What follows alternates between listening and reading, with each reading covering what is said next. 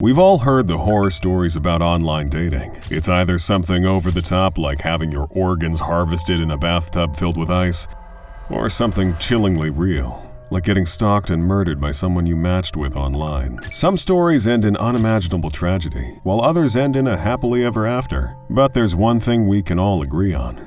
Online dating produces some of the most bizarre dating stories out there. The internet can be pretty terrifying after all. So here are 5 pretty disturbing stories about people just looking for love on the app. These are stories of real people recounting their experiences on Tinder. So of course, certain names have been changed. Number 1. The flag doesn't get any redder. This next Tinder tale is about a guy that didn't seem to know what consent was, aka pretty much every woman's nightmare Tinder date. Sally decided one day she was gonna roll the dice and get back on the dating scene. So she might have had a couple bad Tinder dates in the past, but that doesn't mean everyone on there's bad, right? So she matched with a guy, we'll call him Steve. They hit it off pretty well and scheduled a first date. Something classic. A cup of coffee at a Starbucks, and it actually went swimmingly. No awkward conversations and no weird bombshells like how his favorite movie is The Human Centipede or anything like that. Just a fun date, bonding over their shared love of the movies. So she kept in contact with Steve, talking to him about school and work until they eventually planned a second date. A movie date. This is where things started to go south. So there she was, sitting in the movie theater, trying to mind her own business and enjoy the movie. Steve, on the other hand, the handsy bastard, keeps trying to feel her up, like straight up groping Sally in the movie theater. Even after being told 3 times to stop, he couldn't just sit there and watch the movie. And just like that, the date was ruined. Lucky for Sally, she had chosen a nice and public location for her date. All it took was her getting pissed off, telling him it was over, and leaving. It's not very hard to imagine how much worse this date could have gone if they met up in a secluded area. Way too many internet meetups have ended up like Sally's, and unfortunately, they don't all have happy endings. Number 2. A premature proposal. If you've used Tinder or frankly any dating app, you know just how difficult it is to start that convo after a match. You could go with a tried and tested pickup line, say something thought-provoking, or just wing it and say something shocking. This story started off a little cute. Melody had matched with an attractive man named Brody on Tinder. His opening line, "So does this mean we're married?" I've used that line before. And well, let's just say things didn't end up on a YouTube horror channel. Now, Melody didn't exactly think much of it at the time. It was just a harmless pickup line after all. So they jokingly messaged each other back and forth, making fake wedding plans, all in good fun. Unfortunately though, Brody had no game. Melody lost interest and started seeing someone else. As for Brody, well, he really wanted those wedding plans to come true and just kept messaging her every single day. And thus, the cyber-stalking began. He managed to find Melody's Instagram and simply would not stop DMing her about how real their connection was, talking about honeymoon plans like flying her to Cancun and making her his wife. Real creepy stuff, prompting Melody to ignore his messages and block him, but he wasn't going to let a measly block stop him. 2 months later, Melody starts getting phone calls after phone calls from a random number at like 2 or 3 in the morning. Usually she would ignore them. Who picks up their phone at such an ungodly hour anyway? But one night, after one too many phone calls, Melody and her new boyfriend woke up and decided to find out who on earth would be calling at such an insane hour. Well, we all know who was calling. It was Brody, ready to pour his heart out once again, talking about how he needed to see Melody so he could properly propose to her. Even after all this time, he simply refused to take no for an answer. Melody's new boyfriend wasn't having any of this and promptly told him to f*** off. Brody didn't like that. He threatened Melody's boyfriend, saying incredibly creepy things like, "You might be her boyfriend now, but you won't be for long. I know her address." And then proceeding to actually say her address. The obvious next step was to go to the police.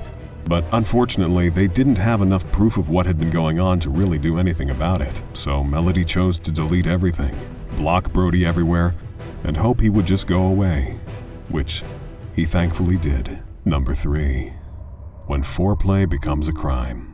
And since we're talking about bad touch, here's a story that just skirts around attempted murder, or at the very least assault. Mindy was your average single lady, ready to give up on love. She'd had several dates with carefully curated men and none of them seemed to be going her way. And since going on completely blind dates wasn't an option for her, she turned to Tinder. That was where she met Brian. He was a nice guy, and I mean that in a good way. He seemed pretty chill and was okay with waiting till Mindy was comfortable before going out. Their relationship was blossoming, they would text each other all the time, and he would call her during his drive home from work.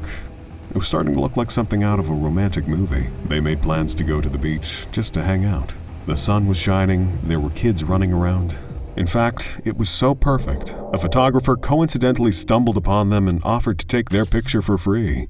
Why?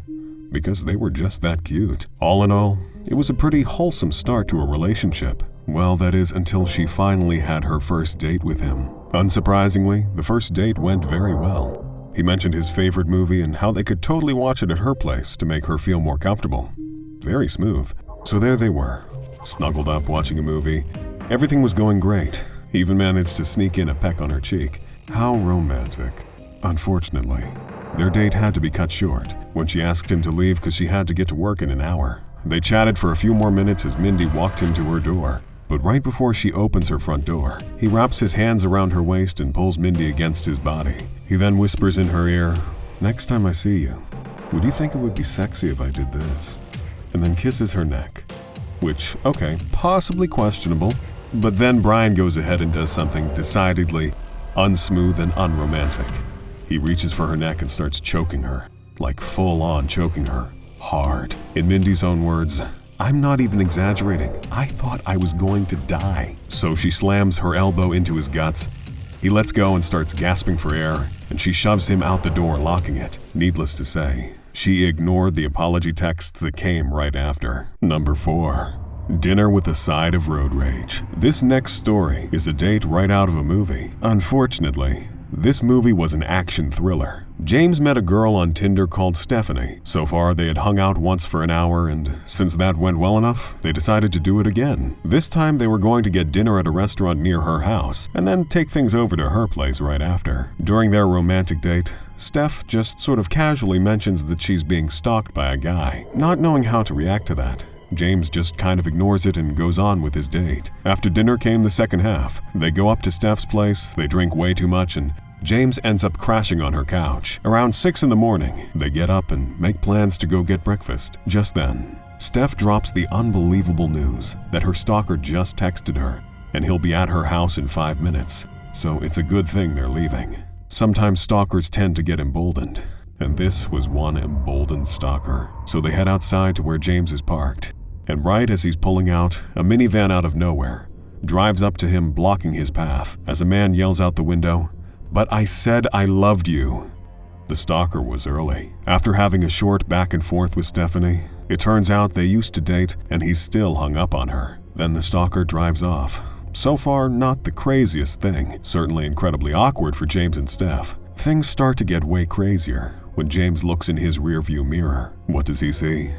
Turns out the minivan had made a U-turn and was now following them. Just to be sure James wasn't imagining things, he drives through a grocery parking lot, but the stalker is still on his tail. Whatever route James takes, the stalker follows. At this point, James pulls out his inner action protagonist and starts to drive recklessly and illegally to get away from this crazy person following him. All to no avail. The stalker even started to rev his engine and accelerate, as if he was going to run into James's car, only to slam the brakes at the last moment. It was pretty clear this game of cat and mouse might turn deadly real quick. After all, James wasn't quite sure about the mental stability of the man who had been chasing him around town, and the likelihood that he was armed with a deadly weapon was certainly not zero. So they called the police. The police directed them to the nearest station, and by the time they pull in, the stalker just speeds past, a potentially dangerous situation averted.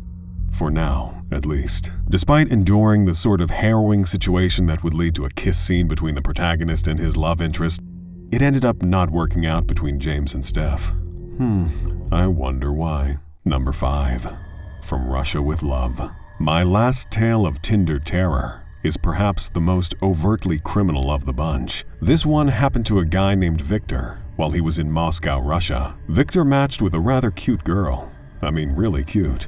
So cute, in fact, that her bio being completely in Russian didn't even matter to him, even though he was new in town and didn't understand the language. He struck up a conversation in English with the girl, and lucky for him, she also spoke the language, so they got to know each other. What they did for a living, the basic stuff. They also scheduled a coffee date for later that evening. So Victor gets to the place and ends up waiting for an hour. He sits around people watching and observing his surroundings to pass the time. He notices a lady with real messy hair eating with a man that looked like he was in his late teens in an Adidas jacket. The lady gets up and comes over to him. It turns out she was his date for the evening. Apparently, this lady that looked nothing like her pictures was who he was supposed to meet that evening. But catfishing would end up being the least of his problems. Before they could even sit down, chat, or even begin their date, she says she wants to head over to a nearby shopping mall to get something, and he should join her.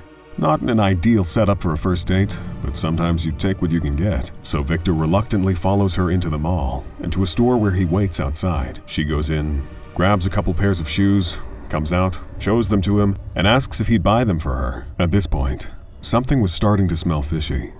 Not too many dates start out with you buying them new clothes after all, so Victor refuses, obviously, and leaves to order a taxi online. While waiting outside for his taxi to arrive, he notices the man from the coffee shop with the Adidas jacket is standing next to him and staring. He then comes in close and says, "You have to buy her the shoes or give me whatever is in your pockets." Victor was in fact getting mugged. Thankfully, they didn't steal his kidneys, just his empty wallet and an expired credit card. After which the man ran off and Victor's taxi arrived. As humorous and terrifying the situation was, he decided to share the story with his taxi driver, who didn't speak much English. When he asked what the mysterious girl he had matched with on Tinder had actually written in her bio, well, the driver started laughing hysterically.